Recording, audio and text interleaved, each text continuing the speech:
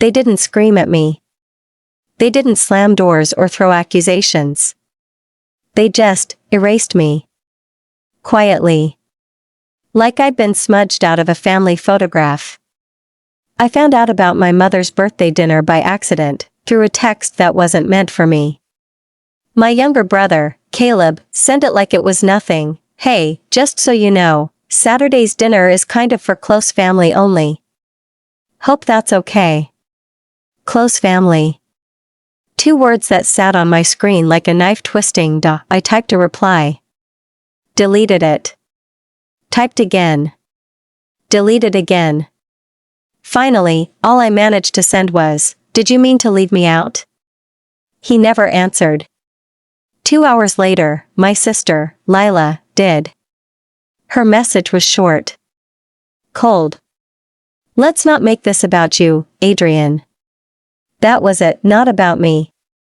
But it was, wasn't it? Because I'd been the one slowly carved out of their circle. I wasn't disowned. I was subtracted. Quietly. Piece by piece. My name is Adrian Cole.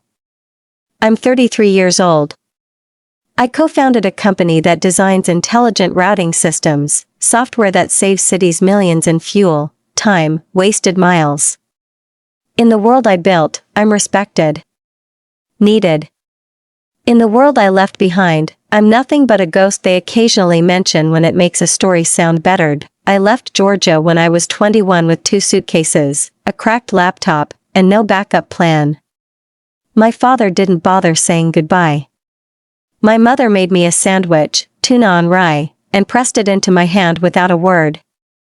I told myself it was enough. For 3 years I worked like my rent was due yesterday, because most days, it was. I waited tables, coded in laundromats, and slept on a futon I borrowed from a roommate who barely knew my name. That grind built the life I have now. Lila stayed. Married a man everyone approved of. Had 2 sons. When her marriage collapsed and she almost lost her car, Mom whispered it to me on the phone. That same night, I wired $8,000. I never got a thank you. Not from Lila. Not from anyone.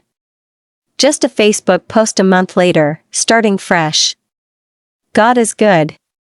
And in the corner of the photo was her car, the same one I'd saved. That's when I knew. It wasn't that I'd left.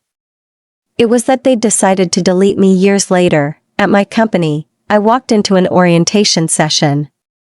5 new hires. One of them froze when I introduced myself. His name was Daniel Wells. He was Lila's new boyfriend. The one in her Christmas photos. The one the family called solid, safe. Safe men are currency where I come from. After the session, he stayed behind. I didn't realize it was you, he said quietly. Lila never mentioned that you ran the company. His words hung there. She hadn't mentioned me at all. I told him it wasn't weird unless he made it weird. He smiled, nervous, but something in his eyes told me he understood more than he said, and then came the photo. My mother on Facebook, glowing under gold balloons that read 60. Can't wait to celebrate this beautiful woman. Family is everything. Family. I stared at it longer than I should have. 38 comments in the first hour. Neighbors. Cousins. Old church friends. Every word a reminder that I wasn't forgotten. I was erased. And erasing takes effort. It's intentional. So I bought a plane ticket. Not out of spite. Not to make a scene. But because silence that sharp demands an answer. When I walked into Patterson's Steakhouse, the room didn't stop all at once. It paused in ripples. A fork midair. A laugh cut short. Then my father's voice, loud, cutting. Well, look who decided to join us. I didn't look at him. I walked straight to my mother, placed a white envelope on the table, and said, "Happy birthday, Mom. I hope it's as beautiful as you are." She opened it with trembling hands. Inside were 2 tickets to Alaska. She'd once told me, decades ago over cheap tea, that she wanted to see the northern lights before her knees gave out. She looked up, eyes shining, and whispered one word. Alaska? I nodded. She reached out, steadying herself against my hand. My father scoffed, muttering something about me loving attention. The old script. The same lines. But then Daniel stood. Not abruptly, not theatrically. Just stood. He looked at my father and said, "She didn't make this about herself. You did." The room tilted. Conversations froze. And then he said my name, my full name. Adrian Cole. Co-founder of a company changing the way entire cities move. He said he was proud to work for me. Proud. The word landed heavier than anything my own family had ever given me. No one applauded. No one spoke. But the silence had shifted. For the first time, it bent in my direction. I didn't stay long. I told my mother I only wanted to see her smile. She held my hand and whispered, "You did." When I left, no one followed. No one called my name. And that was okay.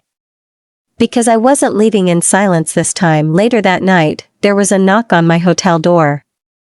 My mother stood there holding lemon squares wrapped in a dish towel. Her recipe. Uneven edges. Cracked sugar tops. She lingered like she wasn't sure she was welcome. I let her in. We talked, not about the dinner, not yet, but about Alaska, my work, Seattle. For the first time, she asked questions. Real ones. She admitted they'd tried to keep me small because it made me easier to understand. She said it was a mistake. I didn't rush to forgive her. But I didn't push her away either. Days later, Lila called.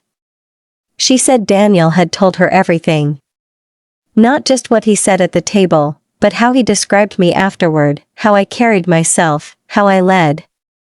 She admitted she had always seen me as stubborn, not strong.